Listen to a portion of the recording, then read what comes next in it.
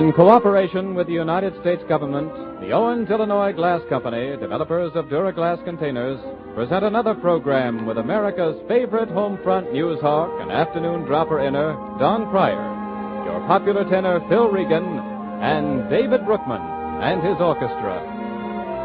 I pray that God will bless and keep our home, sweet home.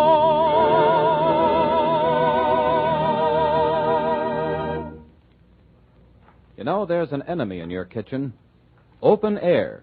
Enemy to precious vitamin C in tomato juice or fruit juice. Exposure to air, even in your closed refrigerator, robs juices of this vital element. Wise housewives combat the vitamin enemy by keeping fruit and vegetable juices in their own Duraglass containers. That way it's so easy to serve what's needed and put the airtight cap back on, keeping the juice ice cold, vitamin rich, and ready to serve again. David Brookman and the orchestra open today's program with The Dancing Doll by Poldini.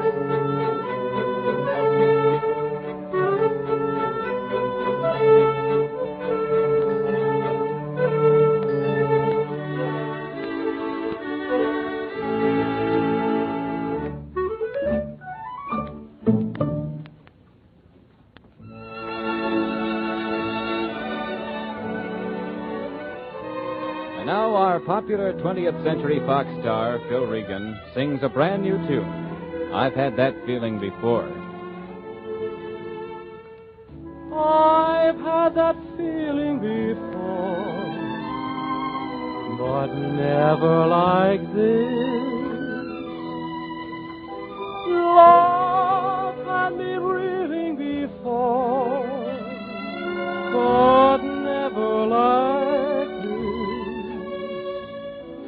Whoever dreamed it could happen to someone supposed to be smart?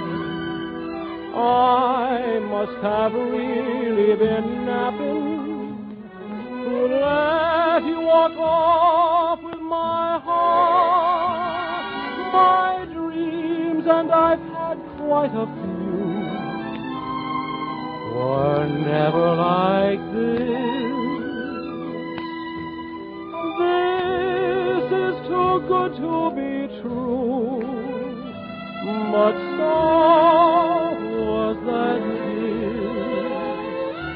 I know by the way my heart beats that this time I'm playing for keeps.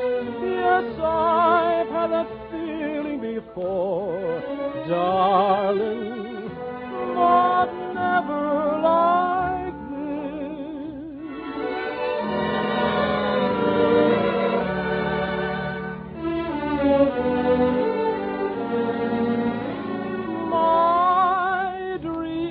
and I've had quite a few, were never like this.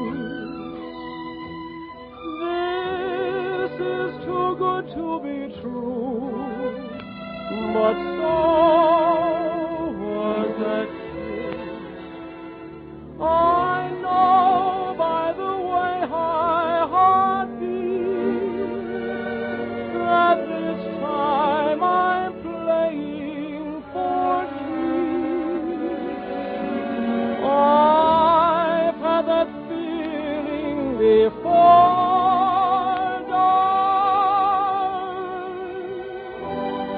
but never like this.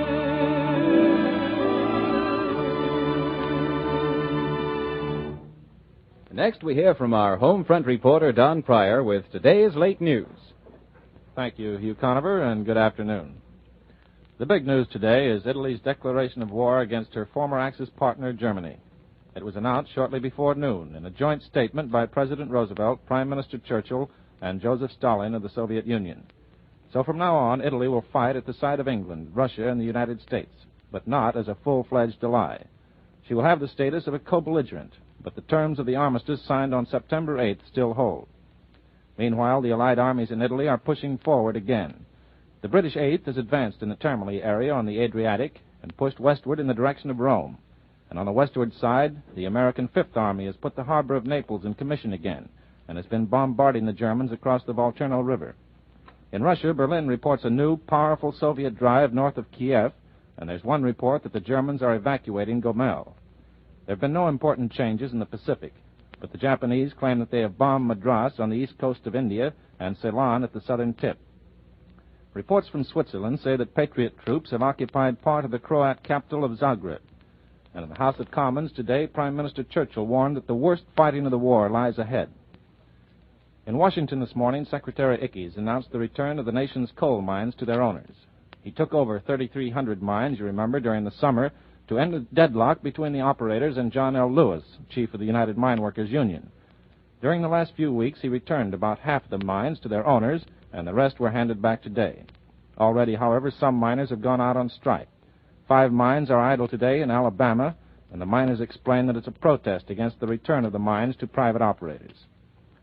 Speaking of coal, how would you like to find 1 million tons of it already mined? Because that's just about what happened in Pottsville, Pennsylvania the other day. An official of the Stevens Coal Company there recently remembered that there were huge banks of so-called waste coal piled up about 10 miles out of town. It was mined half a century ago and forgotten because it was small-sized coal, and at that time it wasn't big enough to put on the market. But it's perfectly good anthracite, about enough hard coal to heat 100,000 homes all winter long. This is a story about fish and about fishing. American boys are stationed all around the world in all kinds of strange places. While their primary job is fighting the enemy, for a great many of them it means chiefly a job of waiting, standing guard on lonely outposts. For them, the problem of recreation is all important. A lot of them, of course, were fishermen back here at home, and when they get the chance and can take time out from war, they still love to handle a rod and reel. For them, one of the best of all Christmas presents is on its way. It's a specially designed, compact little fishing kit that weighs less than a pound and is small enough to be carried in a soldier's pocket. But it's so complete that it can be used to snag strange tropical fish in waters of the South Pacific, or cod up around Newfoundland, or salmon in the bays of Alaska.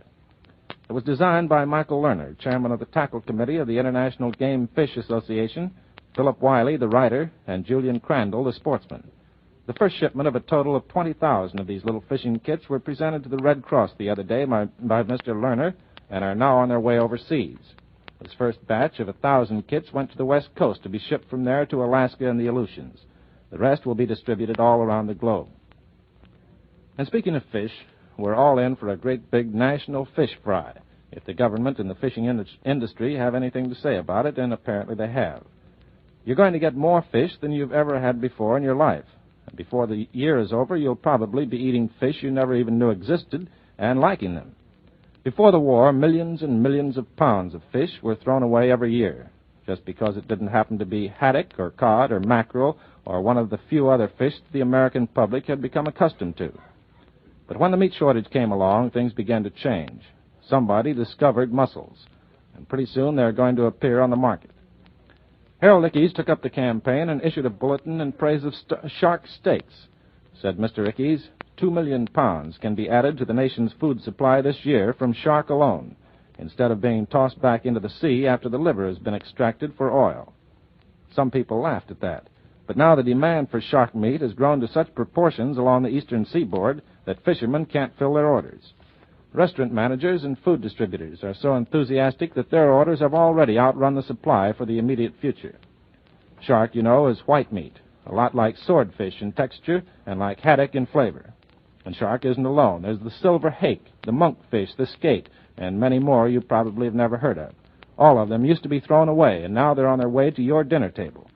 Before you're through, you'll be happy about the whole thing. Instead of asking your butcher plaintively for pot roast, you'll ask for ocean pout, maybe, or instead of a side of ham, you'll take some haddock. Thank you, Don Pryor. David Brookman directs the orchestra in the spirited Tambourin Chinois by Fritz Kreisler. Jacques Gasselin is the soloist.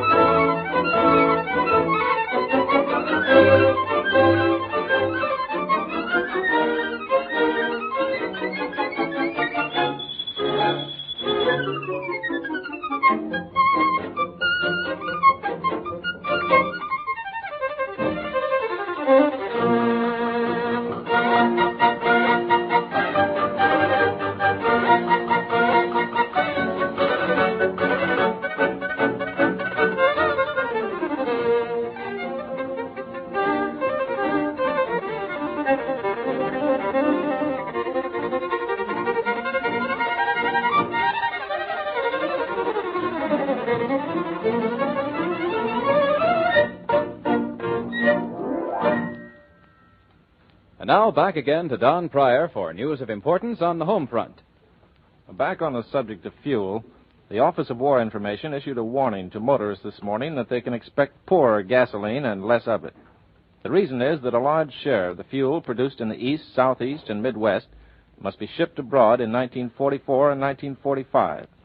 The OWI report says that the domestic gasoline shortage will keep on getting worse for the duration, and even the Pacific Coast, which took one cut already this week, can expect more severe rationing as time goes on.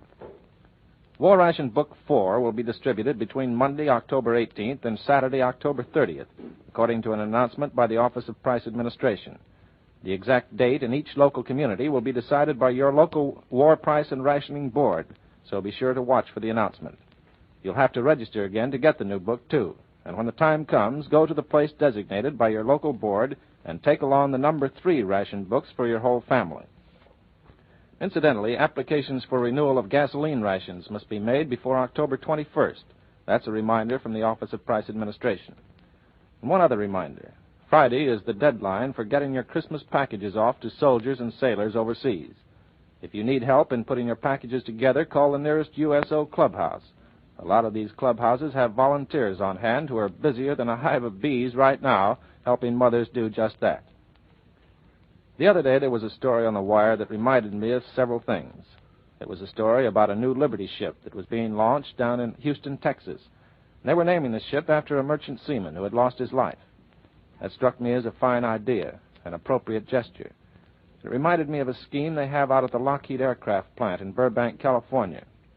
I was going through the factory there one day watching them build the famous Lightning fighters when I saw a peculiar insignia on the cockpit of one of the machines. I asked about it. It seems that Lockheed has several thousand men in the armed forces all around the world. Some of them have lost their lives, and this plane was dedicated to one of those boys. A shield was painted on the side of the cockpit, bearing the man's name.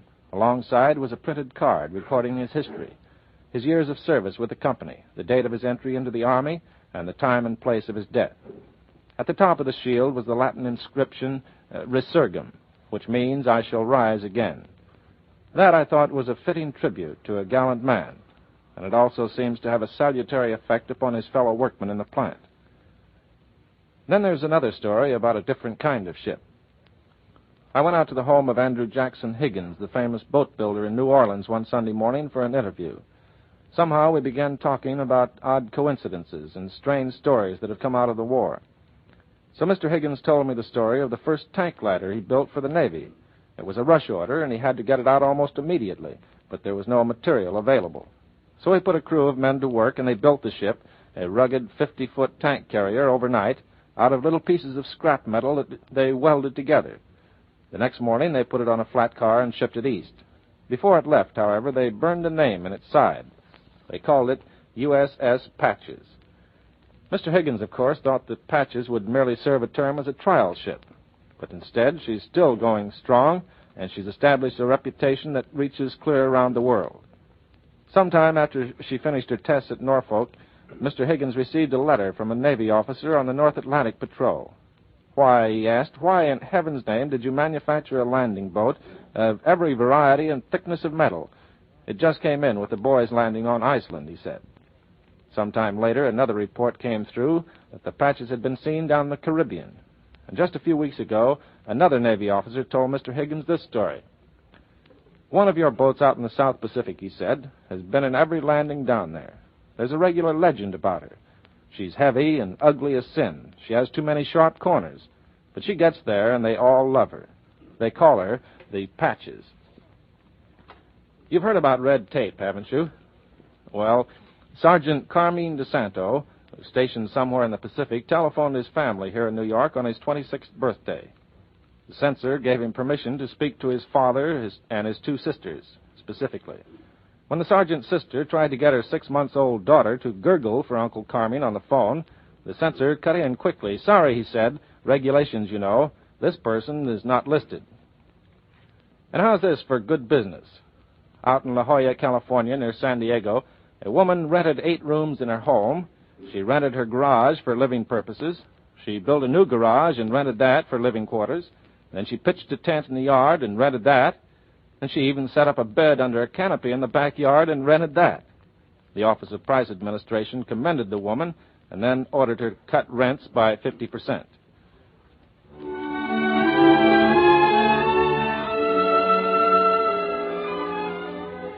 Bill Regan sings again. This time the lovely ballad, I Wouldn't Trade the Silver in Mother's Hair for all the gold in the world. I wouldn't trade the silver in my mother's hair for all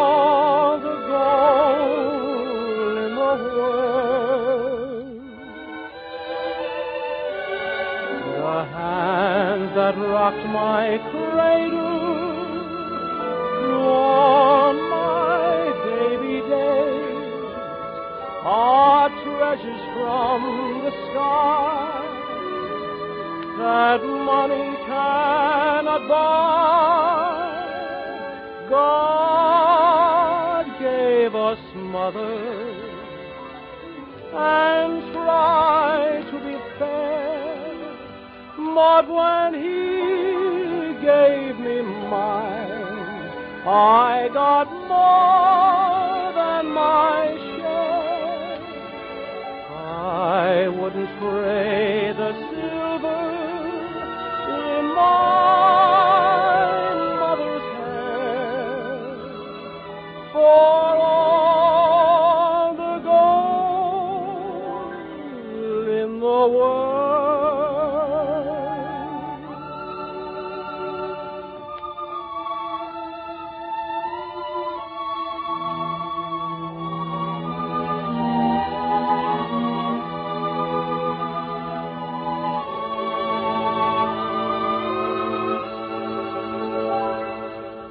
God gave us mothers and tried to be fair. Oh, but when He gave me mine, I got more than my share. I wouldn't trade the silver in my mother's hand for all the gold in the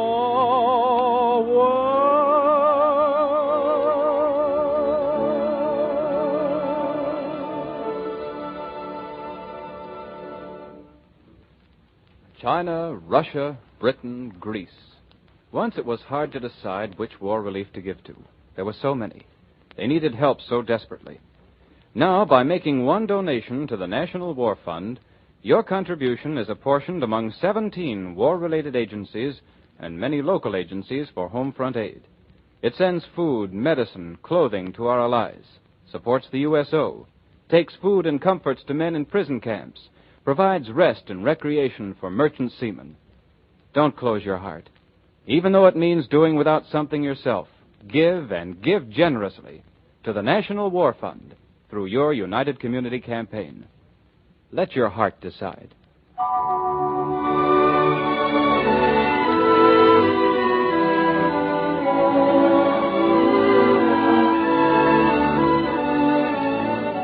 Tomorrow at the same time, the Owens, Illinois Glass Company will present another program with your home front scout, Don Pryor, Phil Regan, and David Brookman and his orchestra.